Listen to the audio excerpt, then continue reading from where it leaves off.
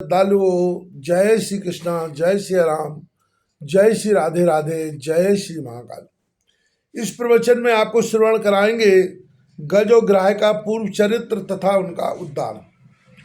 श्री सुखदेव जी कहते हैं, परीक्षित उस समय ब्रह्मा, शंकर आदि देवता, ऋषि और गंधर्व श्री हरि भगवान के इस कर्म की प्रशंसा करने लगे तथा उनके ऊपर फूलों की वर्षा होने लगी। स्वर्ग में दुंदुभियां बजने लगी, गंधर्व नाचने गाने लगे, ऋषि चारण और सिद्धगण भगवान पुरुषोत्तम की स्तुति करने लगे। इधर वह ग्राह तुरंत ही परम आश्चर्यमय दिव्य शरीर से संपन्न हो गया। यह ग्राह इसके पहले हुहू नाम का एक श्रेष्ठ गंधर्व था। देवल के शाप से वह यह गति प्राप्त हुई थी। अब भगवान की कृपा से वह मुक्त हो गया। उसने सर्वेश्वर भगवान के चरणों में सिर रखकर प्रणाम किया। इसके बाद वह भगवान के सुयश का गान करने लगा। वास्तव में अविनाशी भगवान ही सर्वश्रेष्ठ कीर्ति से संपन्न है। उन्हीं के गुण और मनोहर लीलाएं गान करने योग्य है। भगवान के कृपापूर्ण स्पर्श से उसके सारे पाप ताप नष्ट हो गए। उसने भगवान की परिक्रमा करके उनके चरणों में प्रणाम किया और सबके देखते देखते अपने लोक की यात्रा की। गजेंद्र भी भगवान का स्पर्श प्राप्त होते ही अज्ञान के बंधन से मुक्त हो गया। उसे भगवान का ही रूप प्राप्त हो गया। वह पीताम्बरधारी एवं चतुर्भुज बन गया। गजेंद्र पूर्व जन्म में द्रविड़ देश का एक पांड्य वंशी राजा था। उसका नाम था इंद्रधुम्न। वह भगवान का एक श्रेष्ठ उपासक एवं अत्यंत यशस्वी था। एक बार राजा इंद्रधुम्न राजपाट छोड़कर मलय पर्वत पर रहने लगे थे। उन्होंने जटाएं बढ़ा ली, तपस्वी का वेश धारण कर लिया। एक दिन स्नान के बाद पूजा के समय मन को एकाग्र करके एवं मौन वृत्ति होकर वे सर्वशक्तिमान भगवान की आराधना कर रहे थे। उसी समय देव योग से परम यशस्वी अगस्त मुनि अपनी शिष्य मंडली के साथ वहां आ पहुंचे। उन्होंने देखा कि यह प्रजा पालन और ग्रस्तोचित अतिथि सेवा आदि धर्म का परित्याग करके तपस्वियों की तरह एकांत में चुपचाप बैठकर उपासना कर रहा है। उन्होंने राजा को यह शाप दिया। इस राजा ने गुरुजनों से शिक्षा नहीं ग्रहण की है। अभिमानवश परोपकार से निवृत्त होकर मनमानी कर रहा है। विप्रों का अपमान करने वाला यह हाथी के समान जड़ बुद्धि है।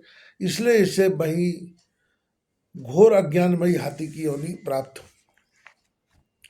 श्री सुखदेव जी कहते हैं, परीक्षित, शाप एवं वरदान देने में समर्थ अगस्त ऋषि इस प्रकार शाप देकर अपनी शिष्य मंडली के साथ वहां से चले गए।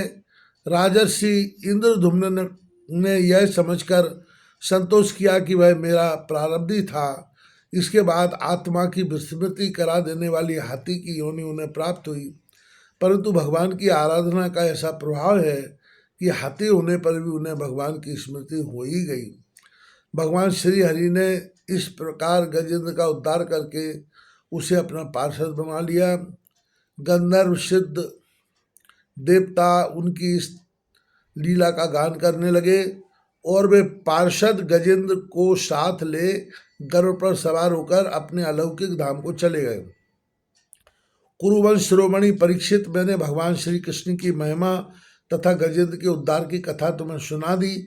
यह प्रसंग सुनने वालों के कलिमल और दुस्वप्न को मिटाने वाला एवं यश उन्नति और स्वयं स्वर्ग देने वाला है। इसी से कल्याणकामी दुष्गण दुस्वप्न आदि की शांति के लिए प्रातःकाल जगते ही पवित्र होकर पाठ करते हैं। परीक्षित, गजेंद्र की स्तुति से प्रसन्न होकर सर्वव्यापक एवं सर्वभूत स्वरूप श्री हरि भगवान ने सब लोगों के सामने ही उसे यह बात कही। श्री भगवान ने कहा, जो लोग रात के पिछले पहर में उठकर इंद्रिय निग्रह पूर्वक एकाग्र चित्त से मेरा तेरा तथा इस सरोवर, पर्वत एवं कंदरा, वन, बेत, कीचक और बांस के झुरमुट, वहाँ के दिव्य वृक्ष तथा पर्वत शिखरधारी मेरे ब्रह्मा जी और शिव जी के निवास स्थान, मेरे प्यारे धाम क्षीर सागर, प्रकाशमय श्वेतदीप, श्रीवत्स, कौस्तुभमणि, बनमाला, मेरी कौमुद की गदा, सुदर्शन चक्र, पांच जन शंख, पक्षीराज गरुड़, मेरे सूक्ष्म कला स्वरूप, शेष जी, मेरे आश्रय में रहने वाली लक्ष्मी देवी, ब्रह्मा जी, देवर्षि नारद, शंकर जी तथा भक्तराज प्रहलाद, मत्स्य, कच्छप, बराह आदि अवतारों में किए हुए मेरे अनंत पूर्णमय चरित्र, सूर्य, चंद्रमा, अग्नि, ओमकार, सत्य, मूल प्रकृति, गौ, विप्र, अविनाशी, सनातन धर्म, सोम, कश्यप और धर्म की पत्नी दक्ष कन्याएं, गंगा, सरस्वती, अलकनंदा, यमुना, ऐरावत हाथी, भक्त स्वरमणि, ध्रुव, सप्त ब्रह्मर्षि और पवित्र कीर्ति, नल, युधिष्ठिर, जनक आदि महापुरुषों का स्मरण करते हैं वे समस्त पापों से छूट जाते हैं, क्योंकि वे सबके सब मेरे ही रूप हैं। प्यारे गजेंद्र, जो लोग वाह्य मूर्त में जाग कर तुम्हारी ही की हुई स्तुति से मेरा स्तवन करेंगे, मृत्यु के समय उन्हें मैं निर्मल बुद्धि का दान करूँगा। श्री सुखदेव जी कहते हैं, परीक्षित, भगवान श्री कृष्ण ने ऐसा कहकर देवताओं को आनंदित करते हुए अपना श्रेष्ठ शंख बजाया और गरुड़ पर सवार हो गए।